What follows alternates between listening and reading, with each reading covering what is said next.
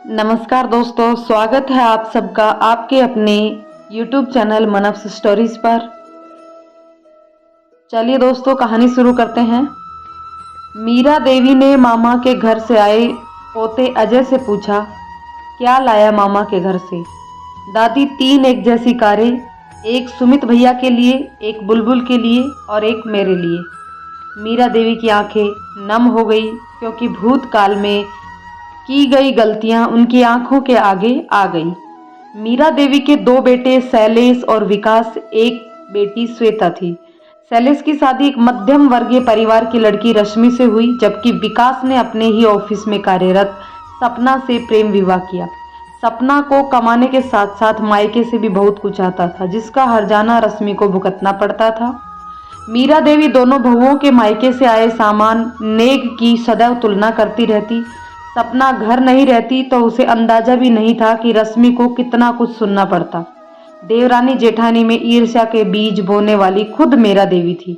मीरा देवी ने कभी दोनों बहुओं में प्यार पनपने ही नहीं दिया था। आपसी तुलना की वजह से रश्मि कभी सपना को दिल से नहीं अपना पाई। खैर, परिवार बढ़ने लगा। मीरा देवी पोते पोतियों में भी तुलना करने लगी।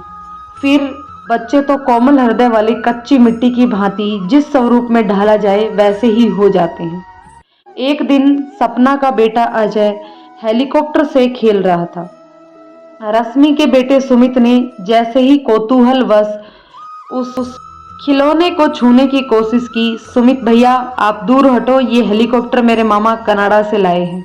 आपके मामा कभी कुछ लाते नहीं तो मैं क्या करूं? रश्मि ने रसोई में से झांकते हुए कहा, बेटा अजय, तुम्हारे मामा कनाडा रहते हैं, सुमित के मामा कानपुर में, तो ऐसा हेलीकॉप्टर कैसे लाएंगे? भैया के साथ मिलकर खेलो। हाँ, तो कानपुर में क्या खिलौने नहीं मिलते? पर तेरे फक्कड़ भाई कभी कुछ लाए तब तो।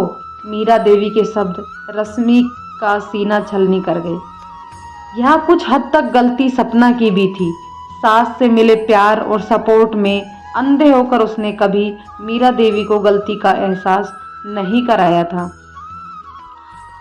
तुलना करने की बीमारी आनुवांशिक बीमारी की भांति दादी से पोतों में भी आ गई। इस बार सपना मायके से अजय के लिए टैब ले आई।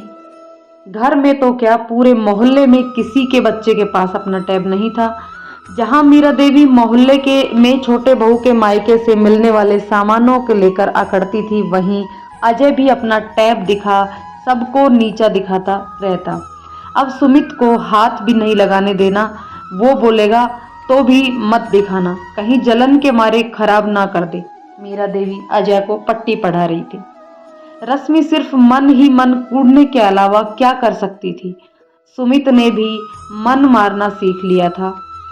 जानता था कि माँ से कुछ कहा तो दादी का गुस्सा मुझ पर निकाल मुझे ही पीट देगी।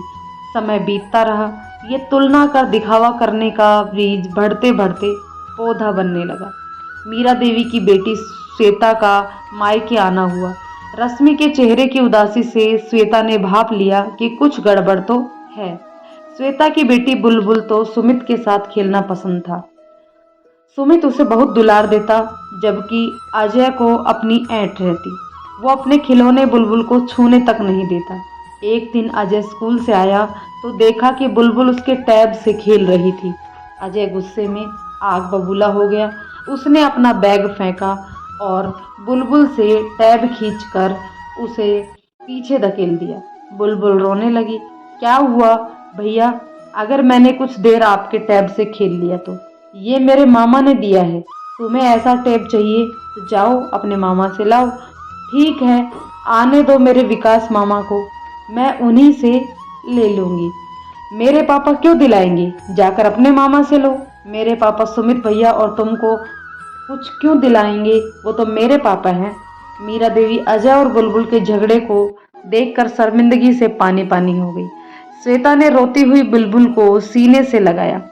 जो तुम्हारे पापा है ना, वो ही बुलबुल के मामा हैं। जब तुम अपने मामा से गिफ्ट लेकर आते हो तो ये भी अपने मामा से लेगी और तुम्हें छूने तक नहीं देगी। अजय सोच में पड़ गया। असमंजस वाली स्थिति में बस अपना टैब छीना और चला गया। मीरा देवी ने बुलबुल को चुप कराया और टैब दिलाने का वादा करने लगी। श्वेता को अपनी माँ पर बहुत गुस्सा आया। बच्चे तो मासूम होते हैं माँ, वो रिश्ते नहीं समझते। उसने तो सिर्फ तुलना कर दिखावा करना सीखा, जो आपने उसे सिखाया उसकी कोई गलती नहीं। आप ये सिखाना भूल गई कि ताऊजी के बेटे को नीचा दिखाना है और भुआ की बेटी को नहीं। श्वेता की नाराजगी से दोनों भाइयों को बहुत ठेस पहुंची। इतने सालों से बड़ी बहू की तकलीफ किसी को दिखाई नहीं दी, पर बहन की आंखों का एक आंसू आते ही सबको मम्मी गलत लगने लगी। विकास ने भी सपना और अजय की अच्छे से खबर ली। खबरदार सपना, जो अब तुम कभी भी मायके से कोई भी महंगा सामान लेकर घर आई तो मैं कभी मांगती नहीं भैया, बहन जो दे देते हैं वही लाती हूँ, लेकिन इतने महंगे गिफ्ट लेना ही क्यों जब हमारे देने की हैसियत नहीं। और अजय, अगर अब तुमने ये तुलना कर अपनी चीज को अच्छा बताना नहीं छोड़ा तो मैं तुम्हें सीधा हॉस्टल भेज दूंगा। अब माँ जी की गलती की सजा मेरे बच्चों को क्यों दे रहे हो? आज माँ जी की गलती इतने दिनों से क्या तुम्हें दिखाई नहीं दे रहा? अजय सुमित के साथ कैसा व्यवहार कर रहा है? सच्चाई तो ये है कि तुम्हारे मायके वालों की भाई की बड़ाई हो रही तो तुम्हें बहुत अच्छा लग रहा था, तो तुम रश्मि भाभी के चोटिल हो रहे आत्मसम्मान को अनदेखा कर रही थी। कभी सोचा है ये मेरी भाभी की सहनशीलता है जो घर के टुकड़े नहीं हुए? खुद भी सह रही थी, साथ ही वो नन्हा सा सुमित भी सब बर्दाश्त कर रहा था। जितनी गलती मेरी माँ की है उतनी ही तुम्हारी है। श्वेता नहीं आती तो मुझे एहसास ही नहीं होता।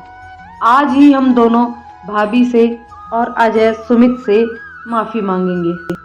तो दोस्तों कमेंट करके बताइएगा आपको इस कहानी के बारे में क्या राय है। यदि कहानी पसंद आई हो तो लाइक शेयर करें, और यदि चैनल पर नए हैं तो चैनल को सब्सक्राइब जरूर कर लें। धन्यवाद।